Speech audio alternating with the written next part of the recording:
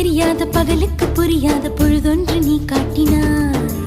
இதயத்தில் நீ இருப்பதனால் நான் தூங்கும் நேரத்தில் என்னுள்ளே தூங்காமல் நெஞ்சுக்குள் வாயாடினாய். கண்ணாடி நீ கடிகாரம் நான் உன்னுள்ளே ஓடோடி வாழ்வே. காதல் எனும் கடுதாசி நீ என்றென்றும்